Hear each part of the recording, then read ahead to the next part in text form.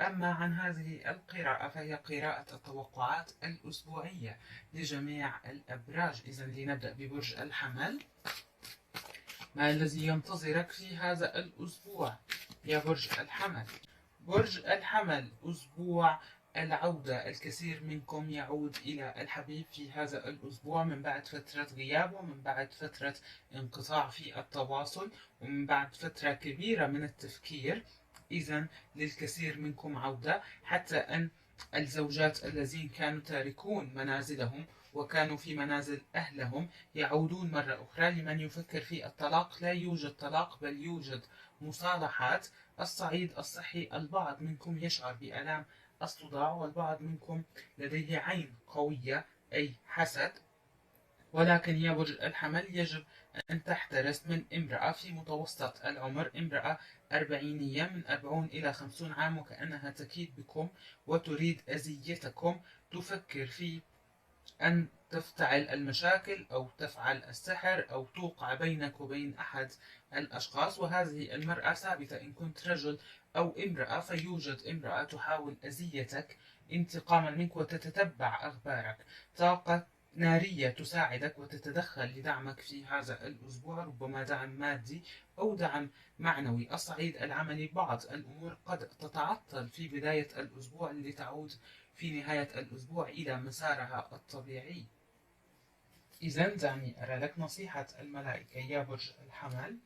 توأم روحك، هذا الشخص هو توأم روحك، إذا تأكيد على عودة الكثير من المنفصلين. نعم، هذه البطاقة تخبرك. نعم يا برج الحمل. إذا لنتجه إلى برج الثور. ما الذي ينتظرك في هذا الأسبوع يا برج الثور؟ برج الثور، بعض التدخلات من الأشخاص قد تفعل مشكلة كبيرة، أي أن شخص يتدخل بينك وبين الحبيب أو شخص يتدخل بينك وبين الشريك كأنه يقدم لك نصائح. هذه النصائح أراها تزيد من المشكلة. هذا للبعض منكم. البعض الآخر أراه يفكر في الحبيب وبداخله لوم وعتب كبير أنه لم يبادر حتى الآن، وأنه يتباعد حتى الوقت الحالي بسبب تدخلات من أشخاص فيما بينكم يطول هذا الابتعاد، على الرغم من أن الحب متواجد وهذا الحبيب يشعر بحالة من عدم الاتزان لكثرة الأقاويل فيما حوله.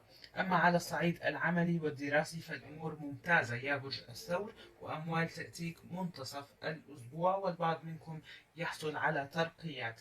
الصعيد الصحي ممتاز، ولكن النصيحة التي يتوجب علي أن أقولها: لا تستمع إلى كل الآراء التي حولك في هذه الفترة يا برج الثور. إذا دعني أرى لك نصيحة الملائكة. الأحلام، إذا اتبع أحلامك تحمل لك رسائل. لا، هذه البطاقة تخبرك لا. إذا لنتجه إلى برج الجوزاء. ما الذي ينتظرك في هذا الأسبوع يا برج الجوزاء؟ برج الجوزاء، للمرتبطين لقاءات عاطفية في بداية الأسبوع وفي منتصف الأسبوع، والبعض الآخر لديه عودة للحبيب أيضا. أسبوع عودة الحبيب للكثير من الأبراج، وكأن خاصة إن كان هذا الحبيب على سفر أو من دولة أخرى يفكر هذا الحبيب في العودة. إذا كأن خبر سعيد يأتيك في هذا الأسبوع وتغير في أمورك إلى الأفضل. أمور مادية قد تسعدك، أو أخبار عن الماديات سوف تأتيك لتسعدك، أو وعود تقدم لك ربما من الوالد أو الوالدة بدعم مادي يأتيك أيضا في هذا الأسبوع. الصحة ممتازة، والبعض منكم يستعد للسفر أو لرحلة قصيرة.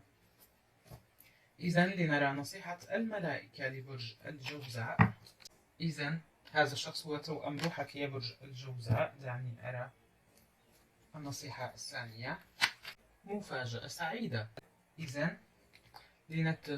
لنتجه إلى برج السرطان. ما الذي ينتظرك في هذا الأسبوع يا برج السرطان؟ أسبوع الاجتماعات، ربما أخبار تأتيك في هذا الأسبوع لمناسبة أو لحضور مناسبة سعيدة. ربما تأتيك دعوة لحضور اجتماعات عائلية، أخبار تتطلب منك حضورك بنفسك في هذا الأسبوع يا برج السرطان. وشخص يتساءل عنك وأنت لا تعلم عن هذا الشيء، شخص يحاول أن يجمع بعض المعلومات ويراقبك. أنت ما زلت متأثر بالماضي وما زلت تفكر في الماضي، وأحد المواضيع الصحية قد يؤرقك، ولكن يمر الموضوع على خير. إذا تخوفات لوقت قليل جدا وتنقلب الأمور إلى صالحك. أنت كثير التفكير في المستقبل، خاصة في هذا الأسبوع سوف تشعر أنك تريد أن تعرف أكثر عن المستقبل، وما زلت تفكر في الماضي. وأرى عرض من شخص جديد يقدم لك. عليك أن تتخلى عن هذه الأفكار السلبية، لأن التغيرات القادمة يوجد بها تحقيق أمنيات. في الفترات القادمة سوف تغير الكثير من حياتك يا برج السرطان. إذن دعني أرى نصيحة الملائكة.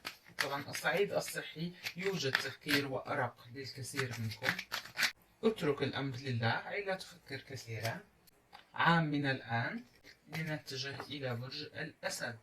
ما الذي ينتظرك في هذا الأسبوع يا برج الأسد؟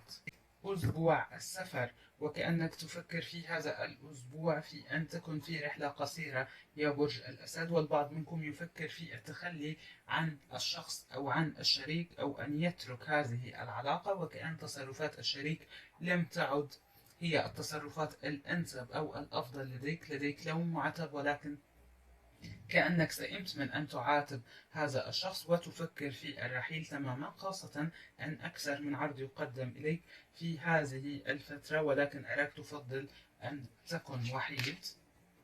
الصعيد المادي ممتاز في هذا الأسبوع، خاصة في المنتصف. لمن لديه إمضاء عقود يجب أن يمضي هذه العقود بداية الأسبوع ونهايته. طاقة برج الثور متواجدة بشدة، إذا وكأن الحبيب في طاقة استعداد لكي يستمع منك، وكأنه مستعد أو يعرف جيدا أنك سوف تعاتبه أو ينتظر منك هذه المعاتبة، ويحضر بعض الأسباب لكي يقنعك بعدم الرحيل. لنرى نصيحة الملائكة يا برج الأسد. على أي حال يوجد عروض سوف تقدم لك للكثير منكم. هذه العروض الجديدة سوف تذهب إلى الزواج. برج الأسد عليك أن تحافظ على أعصابك في هذا الأسبوع وألا تنفعل كثيرا. لنرى النصيحة الثانية، مفاجأة سعيدة. إذن كف عن هذا التفكير يا برج الأسد، يوجد مفاجأة سعيدة. برج العذراء، ما الذي ينتظرك في هذا الأسبوع يا برج العذراء؟ برج العذراء طاقة نارية متواجدة بقوة في قراءتك، أي أنك تفكر في شخص من طاقة نارية أو شخص من طاقة ترابية مثلك، وكأن الحظ يدعمك لبعض المصالحات أو للقاء شخص لم تراه منذ فترة طويلة جدا، إعادة تواصل مع أشخاص من الماضي انقطعت عنهم لفترات طويلة. تعود الأحاديث مرة أخرى وتفتح المواضيع ويوجه الضوء ويسلط على مواضيع من الماضي في هذا الأسبوع، ولكن الأمور لصالحك، والحظ يدعمك في هذا الأسبوع ماديا وعاطفيا أيضا. الأمور الصحية، البعض منكم يشعر بآلام القدمين أو آلام العظام. دعني أرى لك نصيحة الملائكة. أولا، الكون سوف يدعمك يا برج العذراء. لنرى النصيحة الثانية، عام من الآن لنتجه إلى برج الميزان. ما الذي ينتظرك في هذا الأسبوع يا برج الميزان؟ برج الميزان، هذا الأسبوع قد تفكر في الانفصال أو الخروج من علاقة. الكثير منكم يشعر بطاقة عدم الارتياح مع الشريك، والبعض منكم لديه حيرة بين شخصين، وكأنك تشعر بحالة من عدم التوازن. ونهاية الأسبوع تحمل اتخاذ قرار هام جدا. على الصعيد العائلي، بعض الأمور قد تتعطل بداية الأسبوع لتبدأ في التحرك الإيجابي نهاية الأسبوع. بعض الأموال أيضا قد تتأخر عليك يا برج الميزان. الأمور الصحية ممتازة ولا يوجد ما يستدعي للقلق. إذن دعني أرى لك نصيحة الملائكة. سوف تستجاب دعواتك أو سوف تستجاب صلواتك. النصيحة الثانية: اطلب المساعدة من الآخرون. إذا شكرا برج الميزان، لنتجه برج العقرب. ما الذي ينتظرك في هذا الأسبوع يا برج العقرب؟ برج العقرب، شعور بالحنين إلى الماضي وطاقة المرآة تسيطر على القراءة، وكأن أيضا الحبيب الذي فارقك يشعر بطاقة ندم كبيرة جدا، وكأن أحدكم ذهب إلى علاقة جديدة ولم تعجبه الأحوال في هذه العلاقة، وطاقة ندم كبيرة جدا من الحبيب، ويفكر في العودة مرة أخرى ولكن يتخذ قرار بتأجيل هذه العودة. إذا هذا الأسبوع يحمل تفكير كبير في الماضي وطاقة شعور بالحنين وطاقة شعور بالندم من كلا الطرفين، لأن طاقة المرآة تحضر بشدة في هذه البطاقات. إذا الصعيد العملي قد تتأخر بعض الأشياء أو قد تتأخر بعض الأموال، تأخير على الصعيد العملي في هذا الأسبوع، أو أشخاص قد كانوا وعدوك بأمور يتأخروا، لم يتخلفوا عن هذا الوعد ولكن تأخير خارج عن السيطرة في هذا الأسبوع. الصعيد الصحي يتطلب منك يا برج العقرب أن تكون أكثر قوة، وكأنك تأخذ كل الأمور بشكل مجهد على صحتك وعلى أعصابك. يتطلب منك الأمر أن تكون هادئ حتى لا تتأثر صحتك، لأن البعض منكم لديه تعب في ألم الكتف، لديه تعب في ألم العظام، لديه تعب في وجع الرأس، وجع العينين، وكل هذا لأنك تأخذ الأمور على عاتقك بشكل كبير. تحسن، ولكن هذا التحسن في بداية الأسبوع المقبل لتبدأ في الارتياح التدريجي. دعني أرى لك نصيحة الملائكة. القوة: يجب أن تكون قوي يا برج العقرب. إن كنت تؤمن أنك سوف تخرج من هذه الحالة وتحقق أمنياتك، هذا الشيء سيتحقق. إذا شكرا لبرج العقرب. لنتجه إلى برج القوس. ما الذي ينتظرك في هذا الأسبوع يا برج القوس؟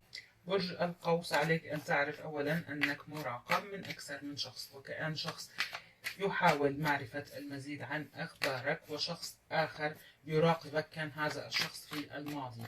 إذا تردد أشخاص حول الإفصاح عن مشاعرهم، وكأن شخص يريد أن يقدم كأس الحب. هذا الشخص من طاقة ترابية أو مائية، وشخص من الماضي ما زال متمسك معك، يريد أن يعود مرة أخرى. لمن يبحث عن الطلاق وأخذ حقوقه، وكأن هذا الشريك لا يود أن يتركك ولا يود أن يعطيك هذه الحقوق، يحاول عرقلة الأمور عليك لكي تعود إلى حياته ولكي يمارس هذه السيطرة عليك مرة أخرى. ولكن أراك تتحرر من كل هذه الأمور باتخاذ قرارات قوية جدا مع نهاية الأسبوع. البعض منكم يستعد للسفر، والبعض الآخر لديه مناسبة سعيدة في نهاية الأسبوع. طبعا هذه المناسبة تخص أحد أفراد العائلة أو الأصدقاء. الصعيد الصحي يتطلب منك الاهتمام، خاصة إن كنت تشعر ببعض آلام الظهر. إذا دعني أرى لك نصيحة الملائكة يا برج القوس. طبعا طاقة القوس أراها أكثر قوة في هذا الأسبوع. أراك تتحرر بعض العلاقات قد تحولها إلى صداقة، بعض العلاقات العاطفية قد تطلب من الشريك أن تتحول هذه العلاقة إلى صداقة. أنت الذي سوف تطلب هذا الشيء يا برج القوس. إذن اختر طريق جديد، هكذا تخبرك الملائكة. شكرا لبرج القوس. لنتجه إلى برج الجدي. ما الذي ينتظرك في هذا الأسبوع يا برج الجدي؟ برج الجدي، هذا الأسبوع أسبوع الاهتمام بالذات. قد يتبع منكم البعض منكم حمية غذائية، وقد يفكر البعض في إجراء جراحة تجميلية، وكأنك تنتبه إلى مظهرك الخارجي بشكل كبير في هذا الأسبوع، وكأن كأس الحب يقدم لك. أراك تقضي أوقات سعيدة جدا، خاصة ابتداء من منتصف الأسبوع يا برج الجدي، ودعم من أبراج ترابية وأبراج نارية، وكأنك تعيش وقت من السعادة. إذا هذا الأسبوع أسبوع الحظ. البعض منكم لديه شخص يراقبه يريد الإفصاح عن مشاعره، ويبدو أن هذا الأسبوع أيضا أسبوع الإفصاح عن المشاعر. قد يقدم إليك إن كنت عازب، قد يقدم إليك كأس الحب وتعيش أوقات سعيدة جدا. الأمور العملية ممتازة، والأمور المادية أيضا ممتازة، حتى إن كانت لديكم أموال متأخرة تأتيكم في منتصف الأسبوع.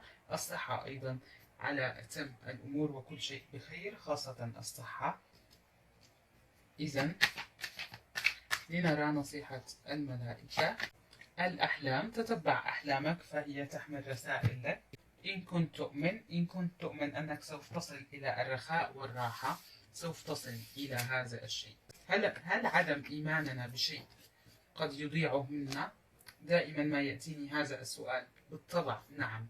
إن كنت أؤمن أنني لن أحصل على هذا الشيء الذي أتمناه دائما، لن أحصل عليه أبدا، فطبعا سوف يتحقق هذا الشيء ولن أحصل على أمنيتي. لابد أن يكون لدي إيمان، وعندي إيمان كبير بأنني سوف أحصل على هذا الشيء، وأن الله سوف ييسر لي الأمور لكي أحصل على هذا الشيء.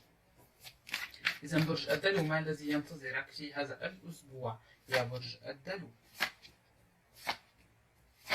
برج الدلو، للبعض منكم زيارة إلى الطبيب أو زيارة طبيب تخص العائلة، أو ربما أنت تعمل بمجال الطب يا برج الدلو. ازدحام في الصعيد العملي بشكل كبير يتطلب منك هذا الأسبوع أن تكون أكثر تركيزا في الصعيد العملي وإنجاز عدة أمور. طاقة برج العذراء متواجدة بشدة. البعض منكم لديه عودة للحبيب، يعود ليطلب بدء صفحة جديدة معك ليوضح بعض الأمور، وأموال تأتيك بداية الأسبوع. الصعيد الصحي يتطلب منك بعض الاهتمام. إذا أرى لك نصيحة الملائكة. إذا اعتني بصحتك واعتني بجسدك يا برج الدلو، حتى أن الملائكة تطلب منك الاعتناء بالصحة. افعل شيء أو بادر. شكرا لبرج الدلو. ما الذي ينتظرك في هذا الأسبوع يا برج الحوت؟ ما الذي ينتظرك في هذا الأسبوع يا برج الحوت؟